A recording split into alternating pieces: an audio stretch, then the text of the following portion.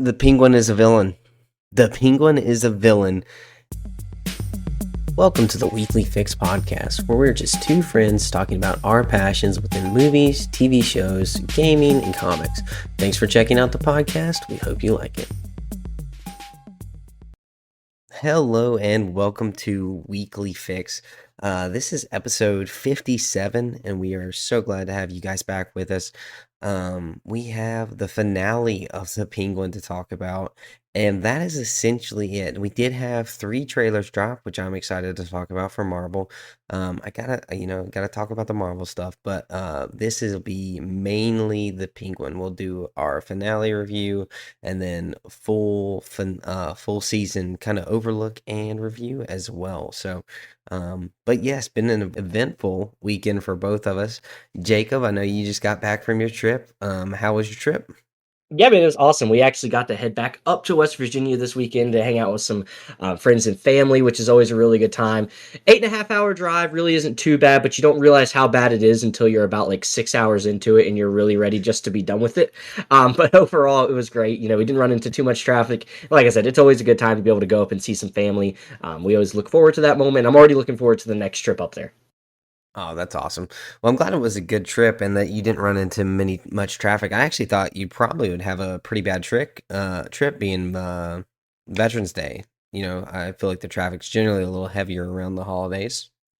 Yeah, we thought the exact same thing, and we kind of expected it a little bit more today with it actually being Veterans Day that we got back. We kind of figured, well, maybe a lot of people did what we did, made a little weekend trip, and then we're going to actually travel home on Veterans Day. But luckily, we didn't hit anything. When we headed up there on Friday, we did travel pretty late in the evening. I mean, we didn't show up to her parents' house, which is where we stayed, till right about 2 in the morning. So we didn't hit too much traffic that night. I know you're a big fan of night driving now when you make those trips up yourself, and I can kind of see why, because it really is just you and the road for a lot of that trip. Yeah, it's so nice to just have nothing in your way, and then also the kids sleeping and not having to stop for them is just amazing. Once your stops start creeping toward like 30 minutes, that's when you're like, okay, like we have to do something different. Yeah, literally. So it's kind of nice though just to be able to make those trips up there. Like I said, 8.5 hours isn't too bad, but it is nice to just be back home. Yeah, I get that completely. Well, I did want to jump into the Marvel trailers that dropped. Now, I don't think you've got to check these out yet, and there's not too much that happened with those trailers, but I did want to kind of run through those. The Thunderbolts trailer was our best look at the Thunderbolts so far. Now, I am correct; you haven't seen any of these, correct? No, I have not. I have not watched these. Most of these drop. Was it like Friday is around or Saturday maybe when these dropped? So Yeah, Saturday or Sunday.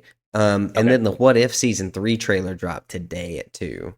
Um, so that was really exciting for me. You guys know I'm a big What If fan. And it didn't disappoint. But the Thunderbolts trailer was very good. Our best look at the team dynamics that we're going to get. We got a little bit more of the storyline, essentially, that we're going to be looking at. And I could not be more excited for this film. I think this, I said it back at the Comic Con podcast, but this is definitely my most hyped movie for the entire Marvel slate of anything that's coming out. And that's including Doomsday. I think this is going to be an all-time great for Marvel. I really do. So I'm really ready to get let down.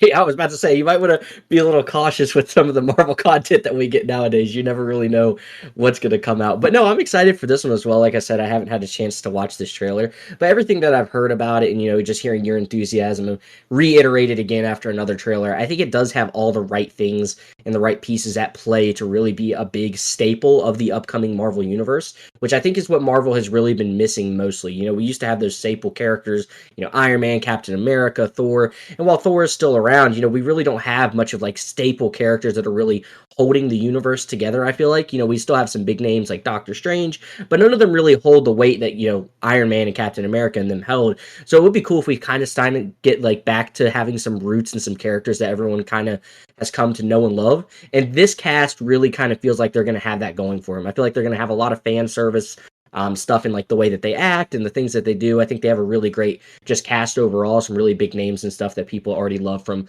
all sorts of other universes and other movies and stuff like that. So I think this one has a really good opportunity to do something special. Yeah, I really just I you touched on it. I was just about to touch on the cast of it, but I really think this cast is one of the things that's getting me most excited for this film.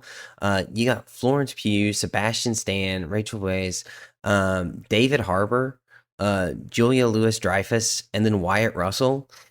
Wyatt Russell is not super like big name actor, but I think he personifies John Walker amazingly. The son of Kurt Russell. You can really expect some great things from him. But I just think this cast is really hype, really good chemistry.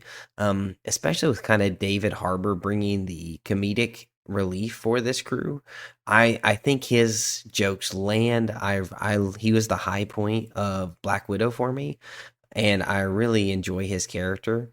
So I'm excited to see him back on the screen, especially with Yelena and then Bucky, kind of them kind of fighting for the heads of who's going to be the leader of this team. But I'm really excited. I'm really excited for this film, and the trailer Yeah, I think did even more hype. Yeah, and I think one of the things you touched on is David Harbour. I think is just a phenomenal actor. I'm a big fan of Stranger Things. I know you are as well, and I think Hopper in that is one of the best parts of the show. And I just think he's really just become a great actor over the years. And he's been in a lot of cool projects, and this is one that I'm super excited to see him kind of reiterate his role as. I think he does those exact same things. And you touched on the other characters. This one has a lot of potential, so let's just hope that it actually does stick the landing because it's got all the potential. I think it's there to really make a big impact in the Marvel universe and get people some more stuff to be excited about. But we just always have to be cautious because we just never know what we're getting nowadays. But this one I think has a lot of good signs pointing in the right direction for it. Yeah, and I would agree with that. Now, I would also agree with caution, and especially what I would say I'm most cautious for is Captain America. We got the bad report from the early test screenings, and I can kind of see why. Even from trailers, it seems like they may be going after too much, maybe a little bit, um, not a super clear direction. If we do have the Serpent Society, the leader is also in here, and then on top of that, we're gonna have the Red Hulk fights. I don't know. The trailer is not selling me. I'm not thinking the movie's gonna be bad from the trailer, but it's just not doing the same thing that Thunderbolts is for me. So I don't know. We'll see. This trailer did not do anything good for me in terms of Captain America. So uh, I was really hoping they would start selling me and maybe giving me some better excitement for this film, but they did not do that with this one. Yeah, and this is another trailer I haven't had a chance to watch, but I'm still kind of going to be cautiously optimistic about this one as well. It does have a lot of stuff that I'm still excited to see. I'm super pumped that we're getting Giancarlo Esposito in the Marvel Universe. I think that can only bring good things because I think he's a really great actor. So having him in there is going to be really fun. Of getting a Red Hulk introduction into the Marvel Universe as well. So it still has a lot of really cool things going for it. I think some of the storylines that we've kind of depicted, seeing some of the rogue, Captain America-esque superhumans. I'm for drawing a blank on like their actual name right now, but seeing those kind of things in some of the trailers, we've kind of got some ideas of what this could be. I still think it's really could be a fun movie. Again, it is hard to really put a lot of stock into that just based off the reports that we've gotten, and it really isn't just like one report. It's like multiple reports that we see now up to this point where people are saying it's not going to be that great of a movie. But I'm going to still try to hold out. Like I said, I'm a big fan of action. I think anytime you have a Hulk in the movie, it's going to be really fun and there's going to be lots of destruction, which is some of the things that gets me in the theater seat. So I'm still excited for this one, but I do think it is, again, I think it's another one that most people are probably losing more hope on than they're gaining, like we're gaining with Thunderbolts. Right. Which isn't terrible, but then we got the surprise announcement for What If Season 3 last I think it was last week we talked about it. And then they dropped the trailer for it today, which was really good. It looks more of the same. They did announce also that this is going to be the final season. They said the final watch. So I thought that was an interesting play that this is the final What If season. I don't know what that means moving forward and how, like, what, because that has to mean something for the multiverse, I would say. Um, so I don't know how big of a deal that is, and how big I of a deal that is, and what that means. I personally think that's just they're putting resources into other animated projects. I mean, we talked about it on the last episode. There's a lot of animated projects coming out, and I think it's one of those things. 3 seasons, really solid run for a show like this of its nature. I know it's done pretty well. I know it does get some good views and stuff like that, but I think they're just really excited about some of these other animated projects that they're working on. So that's kind of what I gather from that is they're really just kind of making this the last season just so they can get those animators and those story writers and all those things onto some other projects. That's probably what I would guess the reasoning behind this is. But maybe they could do something fun and kind of incorporate it into the MCU a little bit more, which is always cool. But that's probably what I would take from that reasoning behind this being the final season.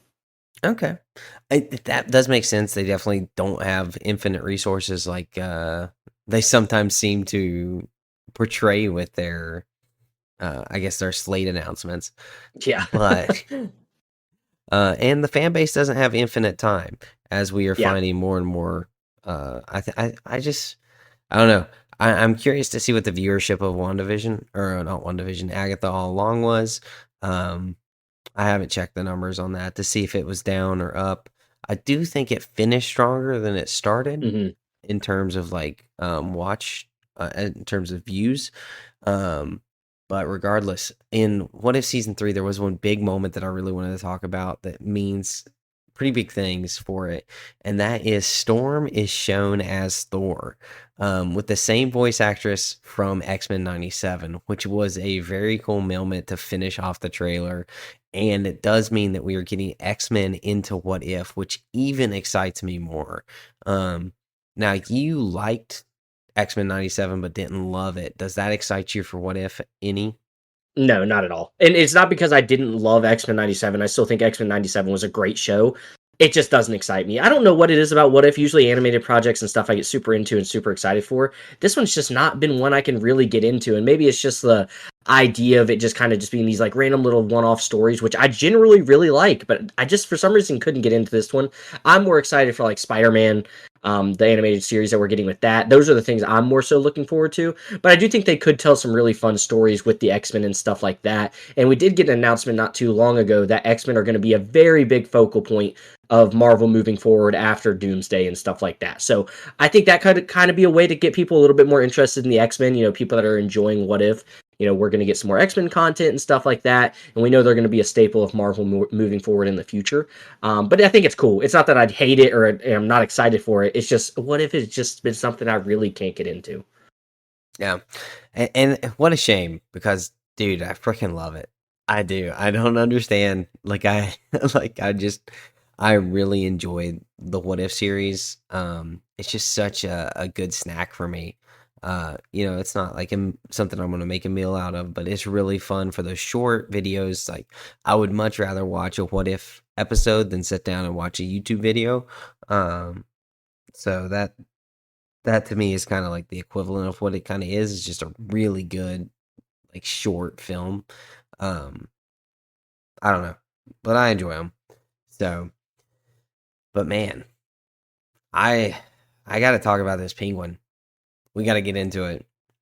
Yeah, let's get into like the good superhero universe. I'm just kidding, but no, let's get into this, man. I'm super pumped. I'm fresh off watching the very last episode of The Penguin. I wasn't able to watch it yesterday because we were at my wife's parents' house, so we did have to wait till we got back from our trip today, the time of filming this video, to talk about it. And boy, oh boy, did it deliver. And I'm super pumped to hear what you have to talk about because I know you got a lot of opinions on it. You never told me if you liked it or if you didn't like it. So I'm super pumped to talk about it. Like I said, I am fresh off of it, so it is hot on my mind. And I think it was perfect. The penguin is a villain. The penguin Oh, yeah. is a villain. Oh, yeah. And I keep letting myself start to like him, and I hate him. I hate him so much. He is a villain among villains, and I cannot wait for the Batman to come in and obliterate him. Absolutely obliterate him in Batman 2. I am so excited for Batman 2 just so he can show up and smack the penguin around because I am so excited for that after this finale. But yeah, no, I haven't got to talk to anybody about this, and I'm so excited to discuss it. because what a great finale that was for the show. We're gonna hop right into spoilers. If you haven't been watching The Penguin, it finishes just as good as it started. However, I am furious. I am absolutely furious at the show. However, it was great. So take that as you will. That will be the rest of the show. So if you're not watching Penguin, go ahead and click off because we're jumping right into spoilers. But yeah, dude, what an amazing finale and so many threads tied together. Even I mean, honestly, I kind of felt silly for even slightly complaining that his mom was in the show too much after watching this finale. I mean, what an amazing thread they pulled and weaved together throughout the entire show to kind of show Frances hates her son. And the fact that she knew all along what he did. Oh, man.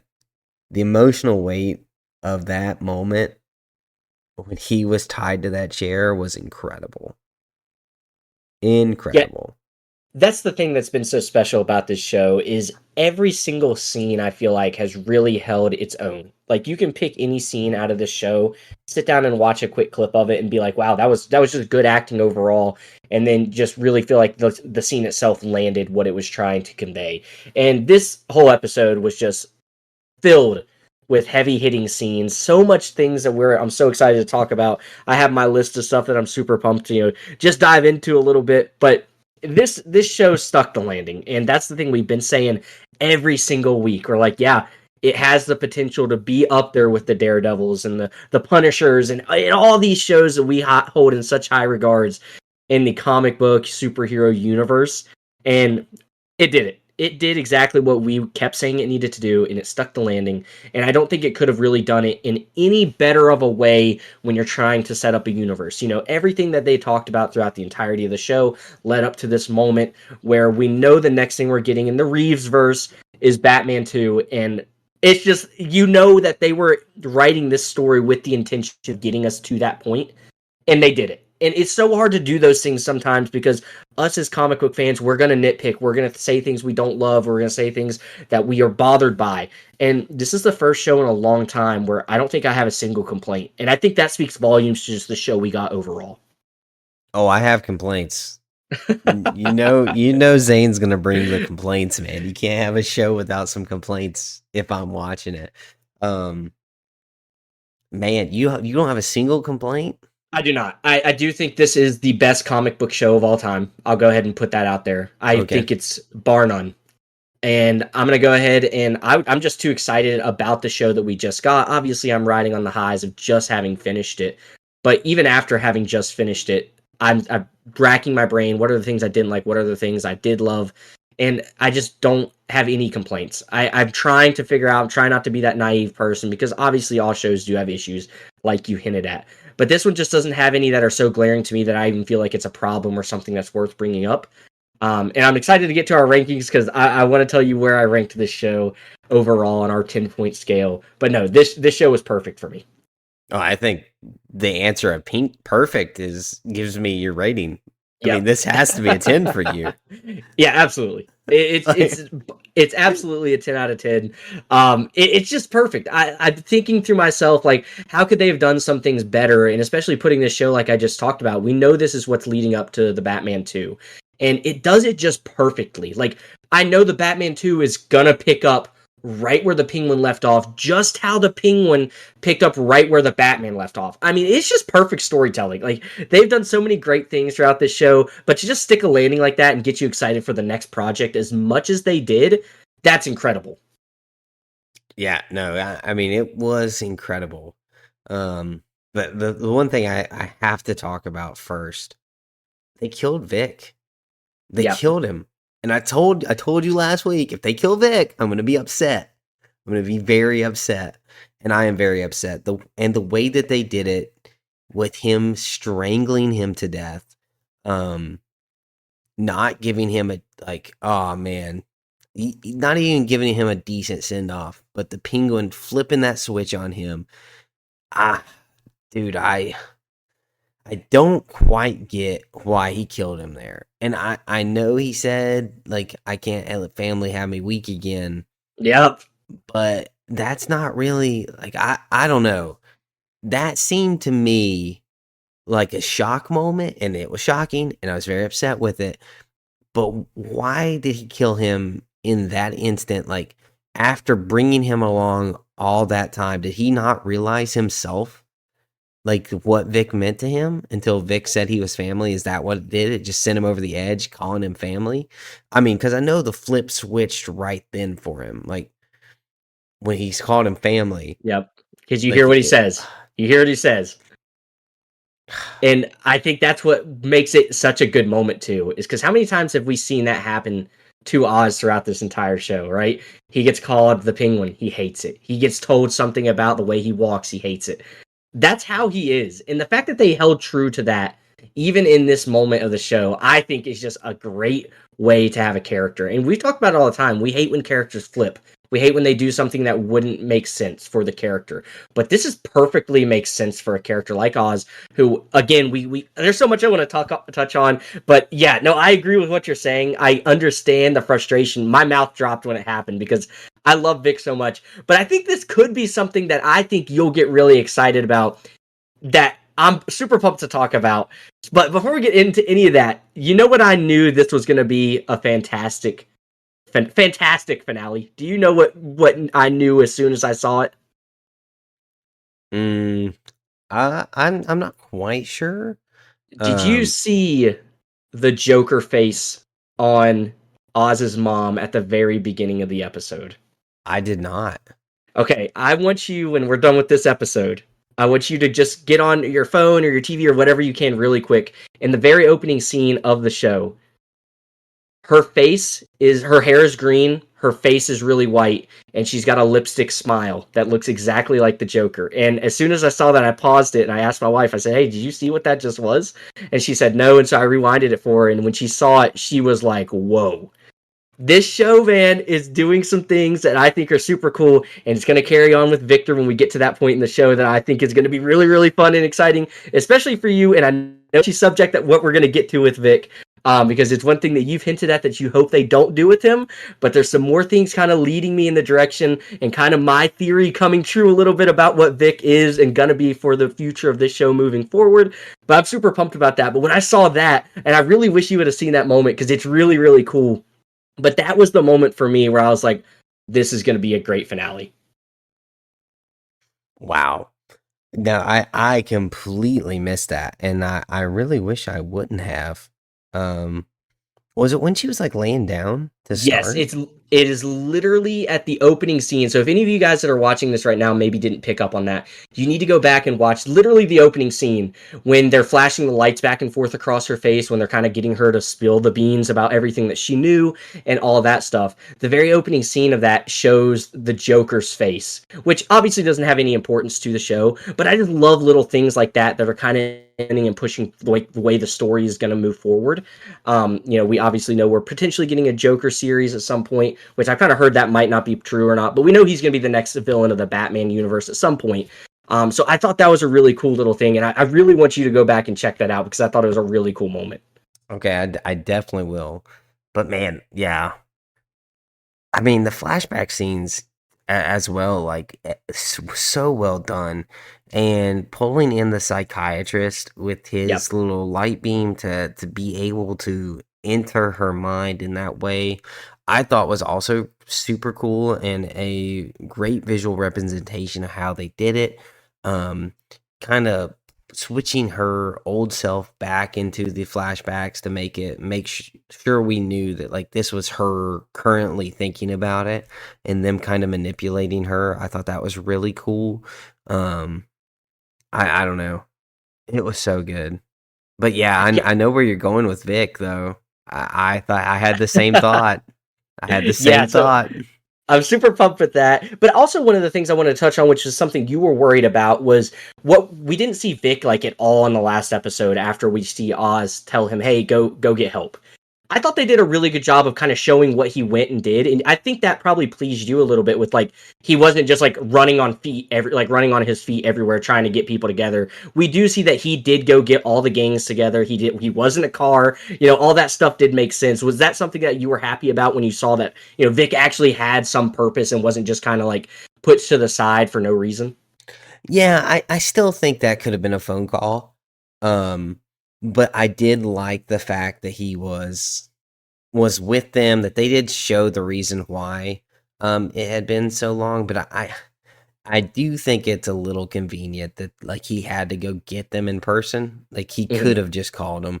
Um, so it was satisfying to me to see him with them and that they did do that, but also at the same time, I just don't understand why that was needed. Um, I feel like it definitely could have just been him giving them a call and they should have came and he went and got all of them. Which was I thought was also cool that everyone came and he got to have his amazing little speech in Hmm. front of them, which I thought was good. And he was exactly quoting.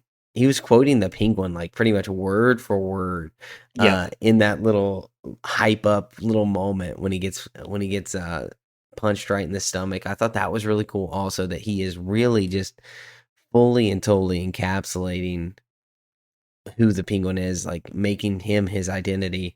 I thought that was really cool in that moment to kind of see where they were going with him because I was really excited for that. And then they killed him. Yeah. I did like that moment a lot too. And I especially like the way you kind of talked about how throughout this whole series, they've really kind of woven this thread in such a way that it kind of all comes to this culmination of really a great story being told. And I also loved how they did that with all the gangs, kind of having whoever was in second of command, be fed up with being told what Mm. to do and not having their voice being listened to, because that's directly a correlation of Oz. He has really influenced everybody that he's come into contact with throughout this show. And I really love that little scene that you talked about where Vic got punched in the stomach and Link was like, "Hey man, now is not the time for you to try to take your shot at being the big guy around town." I really thought that was a really cool little scene, and I loved how it all ended up paying off by all the gangs turning on their leaders, because Oz has really influenced the second guy, the guy that's kind of forgotten about like he was throughout his entire life. Yeah, no, an absolutely great moment. And kind of I didn't quite get the foreshadowing with Link. I didn't realize that he at that moment in time was going to turn on his boss. I did kind of see it when he made the phone call after Oz went to City Hall and talked to councilman. Hmm. I saw it then and I was like, "Oh, okay, I see what they're doing now." And he was protecting Vic in that moment. Yes. Um, it didn't seem I kind of thought that when it happened, but also he didn't say anything like bide your time or like I don't know. I didn't feel like he hinted that he was willing to turn with him later. I felt like it was more of a just like, hey, learn your place. Um kind of moment. So I wish I would have caught that a little earlier. That would have been more enjoyable for me. But very, very good thread. The thread I want to talk about that has been throughout this entire show for me is I didn't get to talk about it, but in the earlier episodes, and I meant to, I had it in my show notes and I didn't talk about it, but was when Oz told Sophia, let's dance. I think it was in episode 2. He said, "Hey, let's dance." Kind of joining up after he had discussed what his mom did to get over his brother's dying. That was so crucial to him in his mind that she got up and they went and danced, and that's how everything was okay and how they got back on their feet and everything was fine. And in reality, that was her going to kill her son, who she thought was the devil. And that thread twisting and turning on it, not only did she like want to kill him in that moment, her mom, but then even when he said, "Hey, let's dance with Sophia," he had it in his mind he was going to flip on her and turn on her. um so like the parallels between those two um instances in the entire film was just so good and so thoughtful, not only in the foreshadowing that um the relationship with his mom and what he would have with Sophia, but also just in the fact that his mom hated him. I this such an awesome moment. And so true for what like I feel like a mom would actually think about her son that did do the things that this evil, terrible, villainous person who is twisted beyond all belief would do. Yeah, and I think what's so cool about that too, though, is we really do see the like mother like son.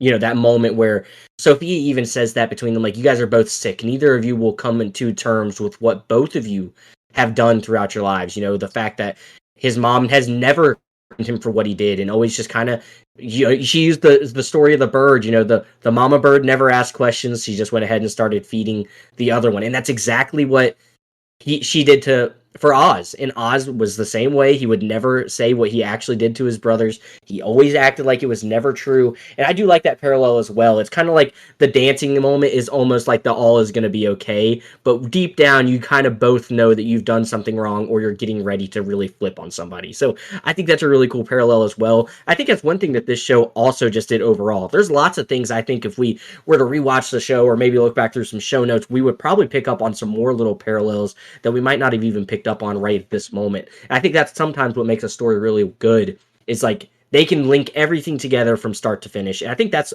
just a super strong point of this show. Yeah. Man. And it was kind of cool to see the relationship with Rex a little bit more in this Yeah. episode. It was nice to kind of see him actually care about Francis and not actually be detached. Like it would have been reasonable for Oz to look up to him so much because he was so involved in his life at a young age. Yeah. And dude, he is not the same gangster. He is so much worse. Oh, I can't get over how terrible of a person the Penguin is. Like, Man, dude, that's what I love so much about this show too, because we never get these types of stories where it really is like a villain origin. We get them every once in a while, and sometimes they hit and sometimes they don't. But this one just does from the very beginning. Like, you really do kind of find yourself battling back and forth. Like, is Oz a good character? And you said you've even had, you hate that you've even had the thoughts of him being a good character when it all comes out that he really is just one of the worst human beings in Gotham. And I love when shows are able to do that. They give us a villain that we think we're going to hate, but then they give us a couple of reasons to maybe believe in them a little, maybe to feel sorry for them. But at the end of the day, they really are a villain. And I love that about this show. And it's one of the things that stands out to me is it is a villain story. And I just think that's so cool. yeah. And yeah, it is a villain story through and through. Those thoughts are gone.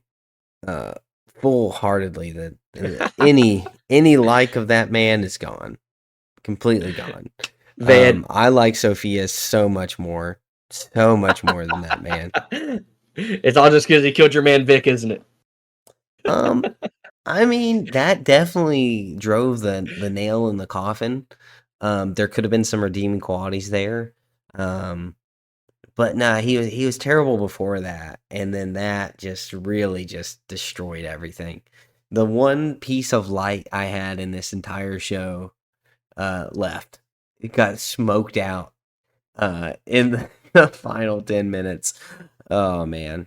So sad, man. It's such a touching moment for Vic. I can't get over that moment. I literally can't get over that moment. What a great moment for a show that it can have this effect on me to be so frustrated that a character died. Oh man. Hopefully we find a Lazarus pit, you know what I'm saying?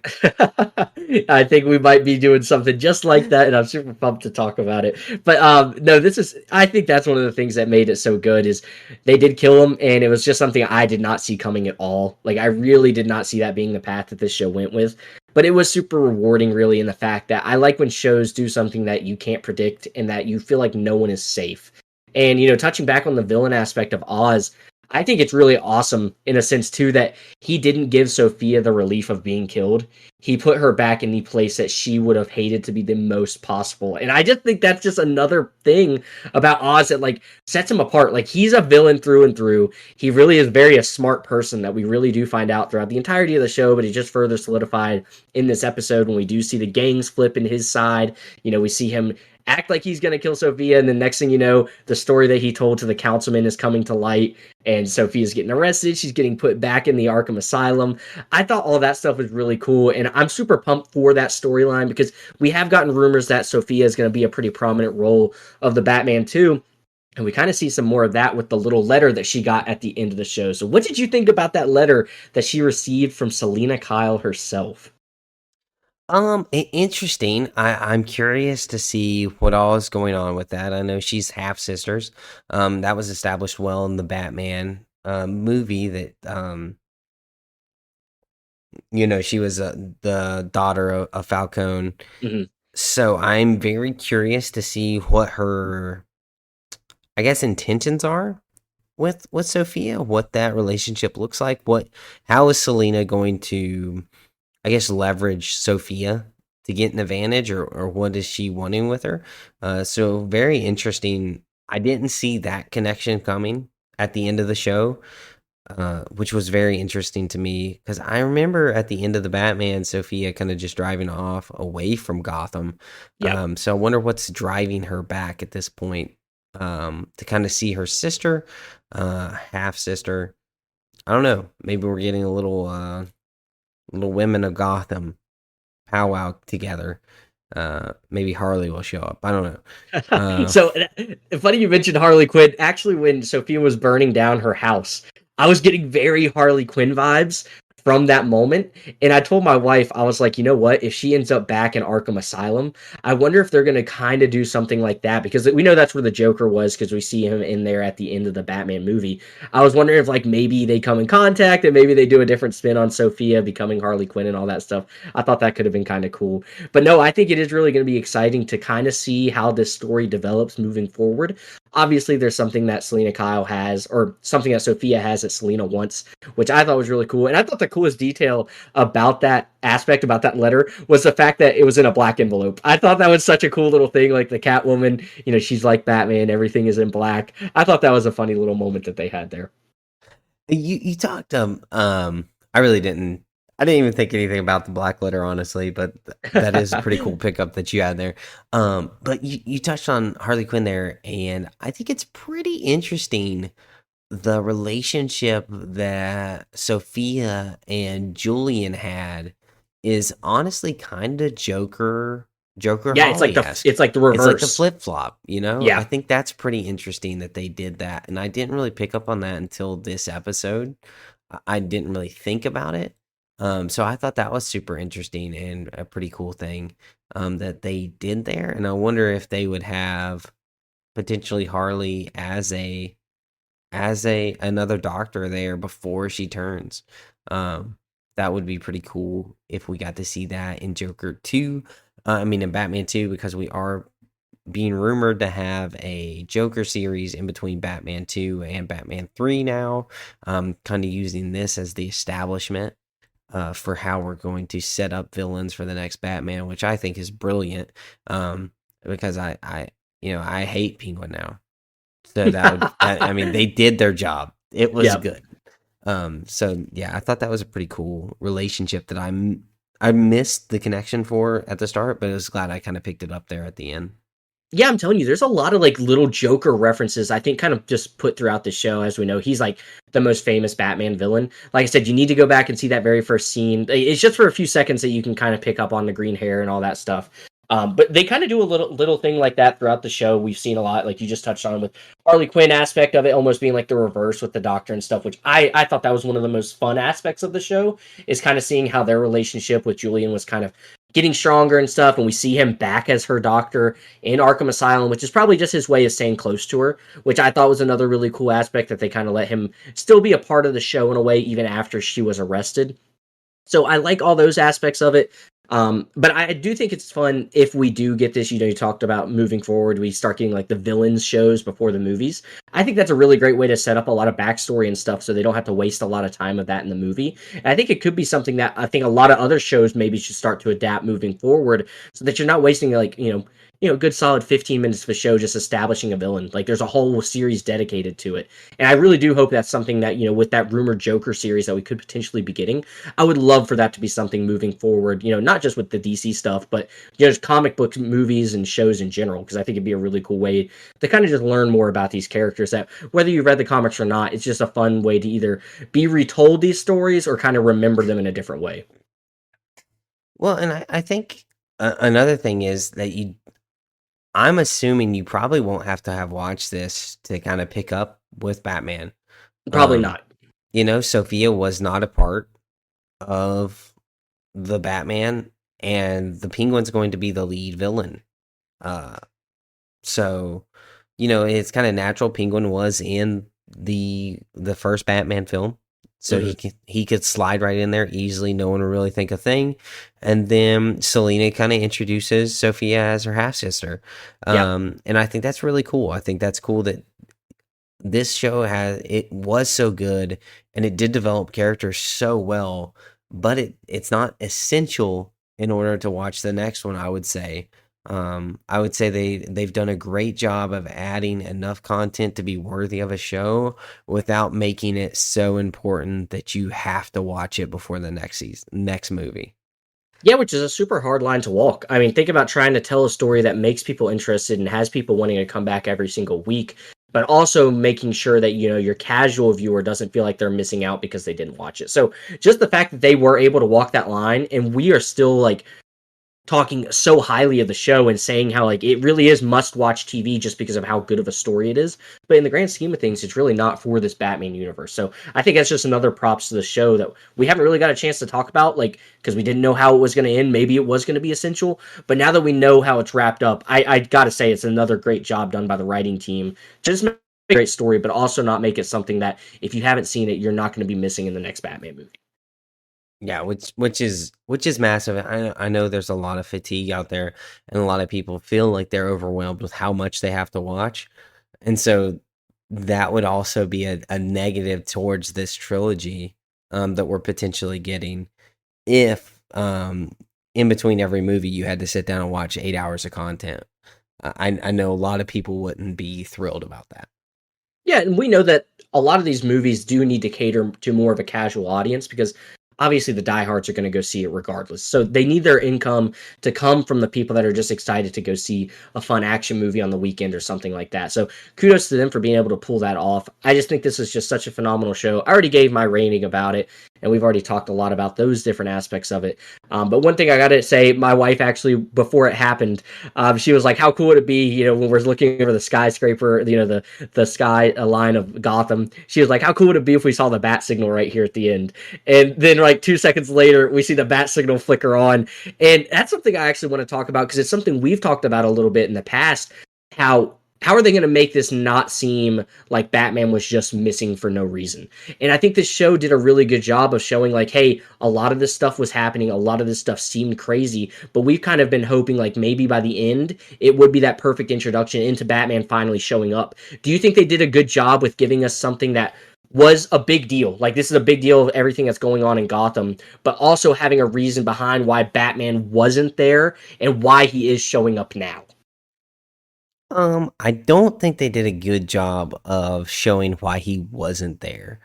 In the established universe with what they're doing, I feel like in episodes kind of 6 through 8, there definitely was enough that Batman should have been involved. Honestly, probably from 5 on, where Sophia killed the entire Falcons. I can't imagine Batman not being involved. Now, there were some people who said that Batman was shown in the back of one of the scenes interviewing an officer at the Falcon's house. I don't believe that was actually him. If that's who they intended it to be, they should have made it just slightly more clear. Because after watching it 7 times, I still couldn't see who it was or if that was what they intended.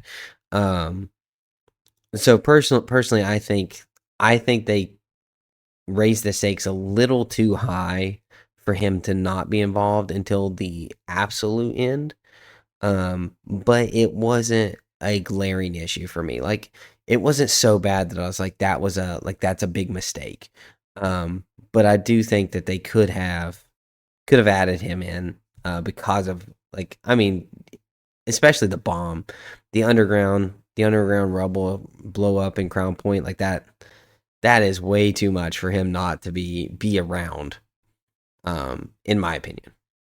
Yeah, and I think so. For me personally, I actually do think they did a really good job of like the reason why he wasn't there starting off with the show is because this isn't a Batman level threat starting out. Like I think they did a good job of showing that like, hey, these were kind of just some crime things. This is Gotham. These people are going to be killing each other. That's super believable. I do think though, like you said, when they got to the part of the Falcons all being killed off, and then we see the explosion, those are when this show starts to become a Batman level threat because those are big crime lords, you know, being killed off and then a big explosion taking place in Gotham. I do think, though, however, they have done a good job with showing us, you know, that takes place the very next night when this bomb goes off. Because after the bomb goes off, we see Sophia pick up Oz. Oz goes to the thing. You know, he brings his mother to the hospital. All this stuff happens in the span of like 24 hours, seemingly. So I think they did a good job showing that, like, okay, the very next night after this bomb went off, they do send up the bat signal because they do realize this is a bigger issue than they probably had originally thought. And I also think that he could have been involved in the Falcone thing, not necessarily because of any scene where he was shown in the background, because I never saw anything like that. And I do know that that was a discourse that some people thought maybe he was potentially in there. But we do see in the first Batman movie that when he does show up to investigate the Riddler's first crime scene, it really is kind of like a hands-off thing. Really just him and Commissioner Gordon, or Officer Gordon at that time, are the only people that really know Batman, and he's really the only one that has that relationship with him. So I think he could have been there for the Falcone thing, just something that's going to be shown in the Batman 2 movie. You know, I think this really is going to start right after the Penguin show. So I could see them showing us that scene of like him looking through the Falcones, you know, testing some samples, getting an idea of how they were killed, maybe trying to find some fingerprints and reporting those back to his bat cave where he can figure out whose fingerprints they are and stuff like that. So I do think they did a really good job of showing us why he wasn't there and then giving us a reason as to why he is showing up now. I thought that was something that I thought they really executed really well. Yeah, I don't think this is the very next night though. Oh, I that's how I took it because I only saw the one night because he gets the thing blows up in the day. Like when he comes up out of the tunnel, it's the daytime. He gets picked up by them, and then we seemingly see him, you know, right there in the Monroe's dancing room that same time frame. Right, but then so Sophia gets arrested at night at the dock, and then the next time we see the Penguin, essentially he's Oh, got that's true. That's true. Yeah, a yeah. Maybe painted you're. Yeah, yeah. purple Bentley. Yeah. Yeah, Yep. you know, like Okay. he's done some work to get Yeah, yeah. established in I the did forget top that part. penthouse. So I think there is some time. I think they could have, I don't know, maybe just a little bit, but this isn't a Batman show, and I Yeah. understand Yeah. they don't need him to make this show amazing because it was amazing. But I do think they're going to have to do some explaining of what Batman's doing to not have been dealing with this. Especially like, you know, Sal dying. Sal dying is an event that he should probably be at, you know. So there was a lot, but I was very happy with the show. I think they did a good job. It is not my favorite comic book movie. I'll just go ahead and say that. Um, just because it is of a villain, and I did not enjoy any of the characters near as much. I always love someone to cheer for, and there's only No, that's one person I boring. could cheer for in this movie, in this show, and that was I can't even remember his name, Vic. Um, that was Vic, and they killed him off in a very sad, awful way. So yeah, no, this was definitely not my favorite comic book movie or TV series, for sure. Very, very good, but did not crack the top three. So let's hear the ranking then. You know, everyone already knows this is my best comic book show of all time. This is 10 out of 10. Where do you rank this one? I rank this one. I probably right now I'm gonna give it a 9 out of 10. I think it was very, very good, super solid. Um, it is a hard watch. It's a hard watch for me. I love light-hearted things a little bit more. So anytime something deals with dark, gritty, without any good in the show, I'm not going to like it as much. It's one of the reasons I had a trouble with Breaking Bad is because like once again, like it's just everyone's bad, and I don't like everyone being bad. I like a good. I like there to be some light. Oh, goody two shoes over here. Yeah, it's just part of my nature. I don't know, something in me, sort of knocking on my heart, saying, "Hey, like maybe somebody should be doing something good about it." Um, Nope, nope. Give me the villains. No, but I mean uh, those are valid points. I know that's how you like to watch those type of shows, is to be having someone to root for. But man, this is right up my alley. Like you heard from the very beginning, like I love seeing this stuff. I loved when Vic did finally get his hands dirty and was able to kill somebody on his own. I think those are the things that make those characters really get developed and stuff. And overall, it was just so good to me. But would you at least put this? You didn't say it cracked your top three comic book shows, which I think is crazy. Would you at least put this in your number four slot? Potentially, I'll have to get an overview, fully for me, but currently, as it stands, it goes, Daredevil, Punisher, Loki. Uh, then the list will have to be reconciled out from there. I probably would put Invincible above this. Um, I love Invincible. Well, I will also say I do think Invincible. I'm more so talking live action stuff Okay, personally for live me. action. Yeah, just live action. Okay. Potentially this potentially could take the four slot. I am a big yeah. This is potentially in the four slot. I'll have to get a full list together to finalize my ranking. What is your top three? I'm gonna be honest, with the way this show stuck the landing, and with I just really love Batman and stuff like that. And it's not to say I don't love the Daredevil and Punisher. There's a big gap for me. I do think A Penguin is big that gap. good. There's a big gap. Well, I'll say significant. I won't say it's like huge. It's not hard for me to say this is my favorite comic book show of all time. Now, the gap between this and Loki, astronomical. I don't think that it's even in the same conversation personally. Just with the story that we're getting told, I do think the acting was significantly better overall in the Penguin than Loki. And that's not to say I don't think the Loki actors were great. I think they were really good as well. I loved a lot of those characters. I think we've talked very highly of Loki overall, because it's easily a top three Marvel show for me. But I just think this show is too good. I think it does too much cool stuff throughout the entirety of the show. I already touched on, I kind of have the opposite feeling as you, where you want that person to root for and you like to have the light at the end of the tunnel. I think we just get so much of that it can kind of become a little bit boring for me personally. And that's why I was so excited that we were really truly getting a villain story here when it was all said and done. There's no ifs, ands, or buts about it. And I think those are the things that kind of just separate it from me. All these other shows do have that character that you're rooting for, the person trying to do the right thing. I think that's just again, I'll say it, it's just what made the show so special to me, is that we knew we were getting potentially a villain show, and just the way that they kind of come full circle, and like there's no doubt about it anymore. Those are the things that I really like, and I just think all the other little things are just icing on the cake. We got a fantastic villain story. We got some of the best acting that we've gotten in a show, period, not comic book related, in quite some time, in my opinion. We also got a fantastic story being told. I just think it was really cool. So that's kind of where I stand as far as that. Now, maybe if this ended up being like a good person story, I don't know that I would say I would still love it. It would probably still be my number one. I don't think the gap would be as big though, because I think that's what makes it stand out so much for me, is this is a villain story. And I really like that we get those still today when we haven't gotten them as much here recently. Yeah, and I mean, I can't think of anything that's been just strictly Villain. like villain rate related. So no, it's definitely good. Um, I'm not putting it down, but I would much rather watch Loki than I would watch this again. Yeah, see, I'm the opposite. I think I would watch this 5 more times. I'd want to watch Loki again, because I love this world. I love this universe that we're getting. It was just so fun, and I'm super upset that it's over. Like, and now we have to wait, a while for the Batman 2, because we don't even really have like it's potentially coming out. Like we don't really. I don't think we have an exact date for it yet. Correct me if I'm wrong. No, I don't But believe so. yeah, so I'm just so upset that we don't have anything more in this universe, because it's so good. It's firing on all cylinders. And shout out to DC right now, right? I think we talk so much about Marvel, Star Wars, all these other big IPs and stuff like that. They're really killing it. They just have I love the Batman. We've talked about it, how we think it was a really great origin story for a new Batman.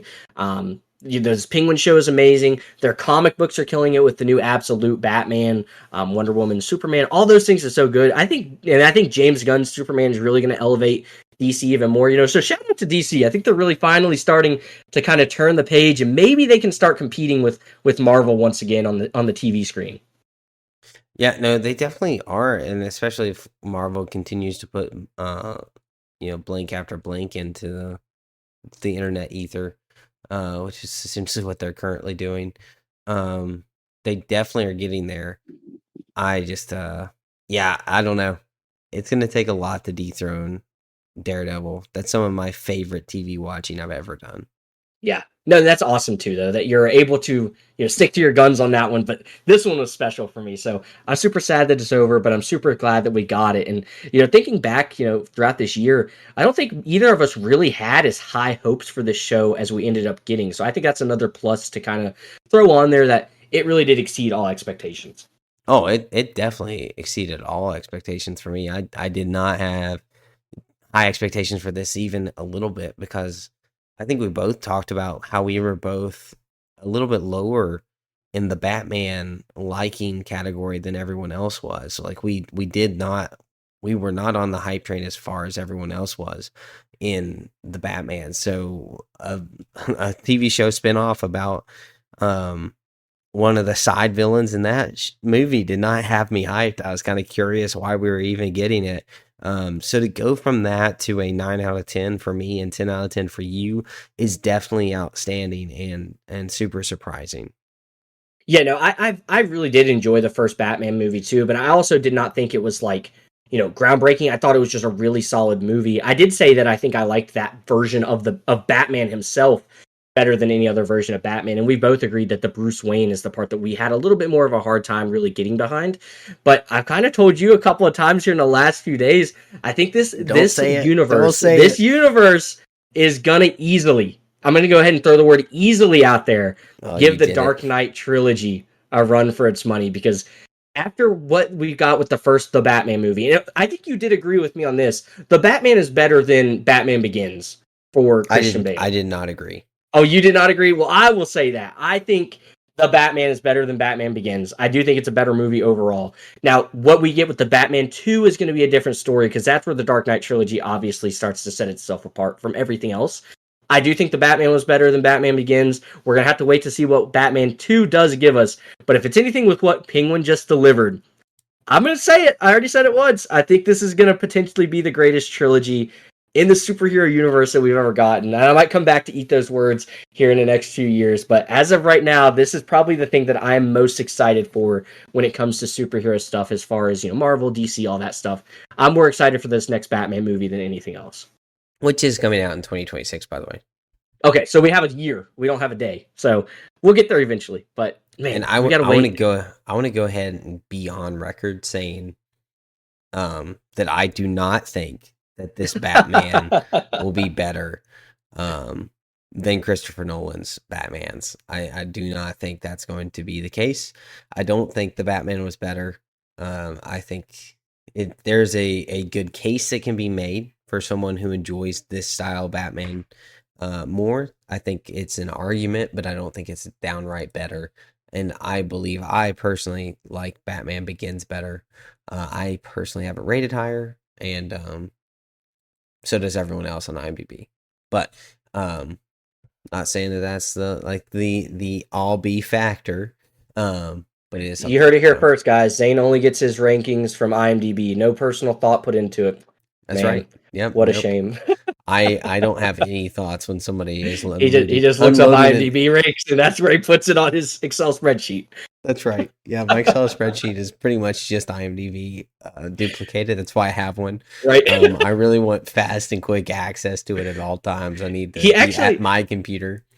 he doesn't even actually have an Excel spreadsheet. It's just a Google Chrome bookmark to the IMDb homepage. Ranking. Yeah, It's the not the ranking homepage. homepage. Yeah, It's the top 250.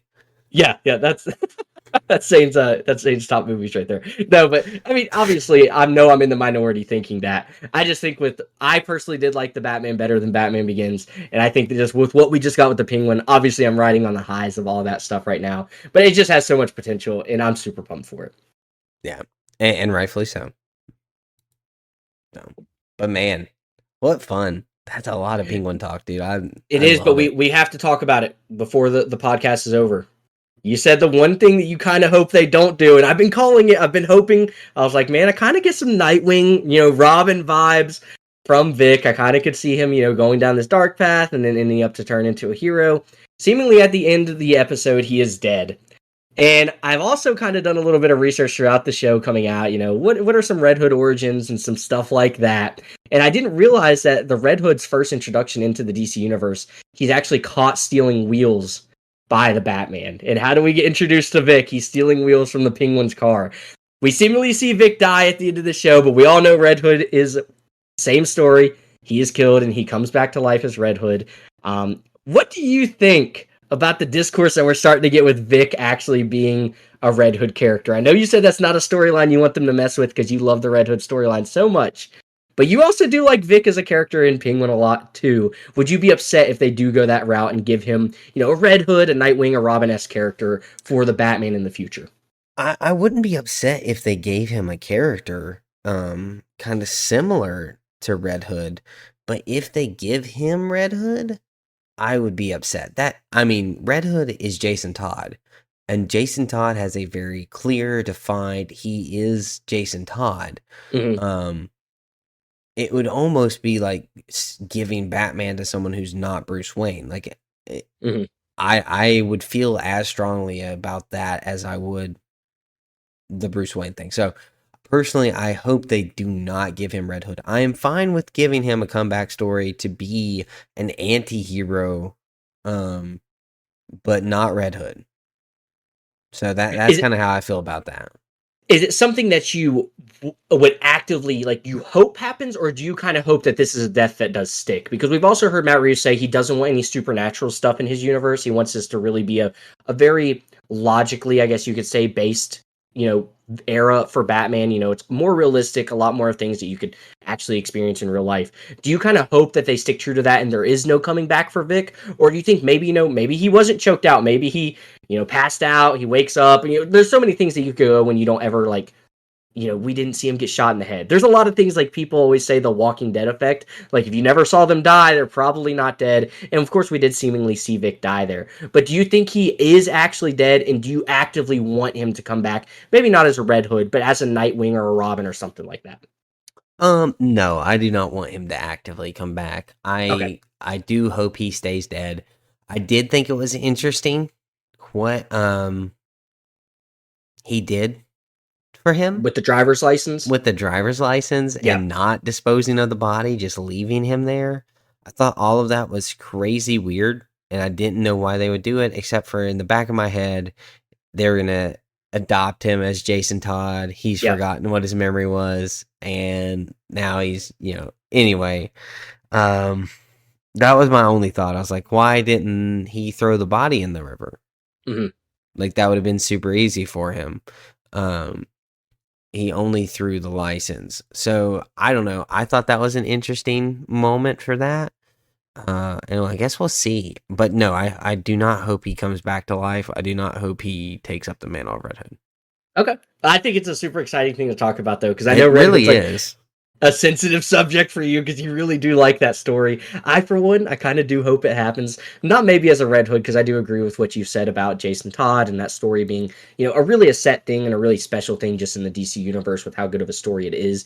But I do like Vic a lot. I think the actor did a fantastic job throughout this entire series, so I definitely wouldn't mind having him back. But I do think there's a lot of things that they kind of did throughout this episode to kind of hint that he's not really gone.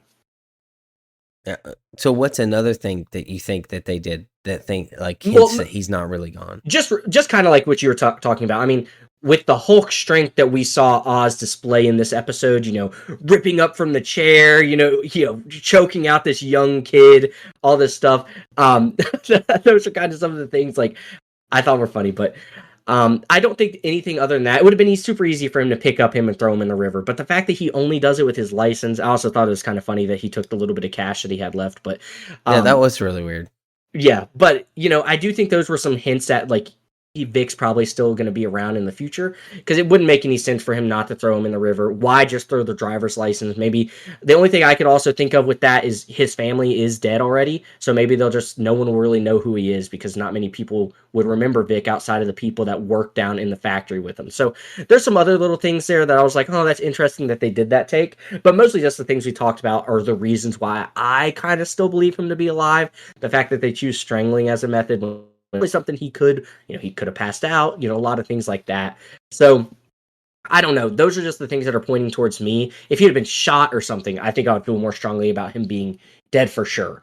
But I just think with that method of like the choice he went with and things like that, I think it's just some of those signs are what's pointing me back towards the fact that he might still be around. Yeah, I get that, but they also could have just been doing that because it's such a personal way to kill someone. Yeah.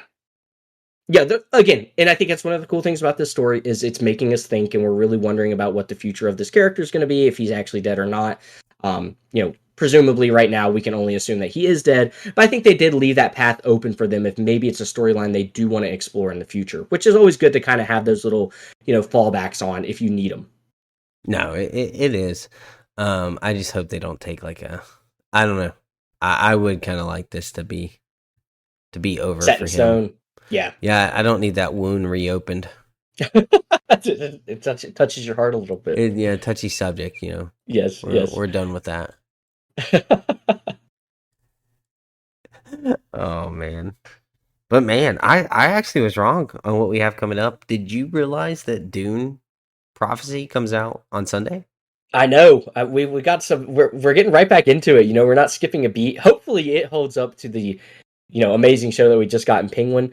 I don't know that this is another show. I kind of feel the same way about this as I did when we found out about the Penguin. I don't really think it's something that I'm really expecting or really needing right now, but it does have the potential because it does have the background of, the Dune movies being so good. Kind of a really similar story if you think about it. The Batman was a great movie. I think the Penguin really was able to build off of that. Now, I obviously know this is set way before the Dune movies take place, but it still has the name and some stuff like that. So I'm excited for this one, but it kind of has the same feeling as the Penguin did now that I'm thinking about it. Like, I'm not really expecting anything. I'll be super pleasantly surprised again, and maybe this time next week I'll be saying that this is the best book show that we've gotten of all time. Wow, that would be something. Maybe you're saying sci-fi, best Sci-fi show. yeah, best sci-fi show we've gotten, yeah. Personally, I've been way more excited for Dune than I was Penguin, so it was more surprising to me. I hadn't heard as much about it before, like this year, I guess. So I was kind of shocked when I heard it was coming out, but I am more excited for this one than I was the Penguin.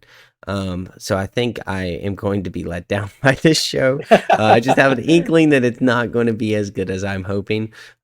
Although it is on the same platform that we just got off of, so it is. Who Max knows? is on a little bit of a roll. You never know what they're going to pull out. A little bit of a roll here.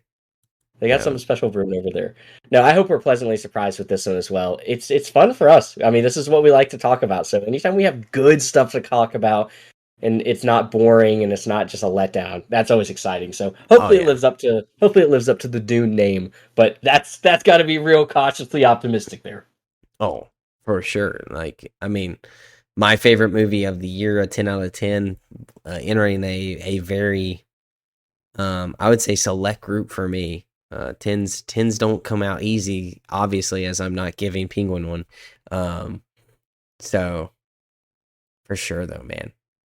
That's definitely something I think we need to revisit in a future episode. Might be a fun little throwback episode is let's go back and talk about the 10s that we have given out, because there haven't been a lot of them. Off the top of my head, I can only think of, I think we gave Loki season 2 a 10. I'm not for sure, but I think we did. I gave Loki season 2 a 10.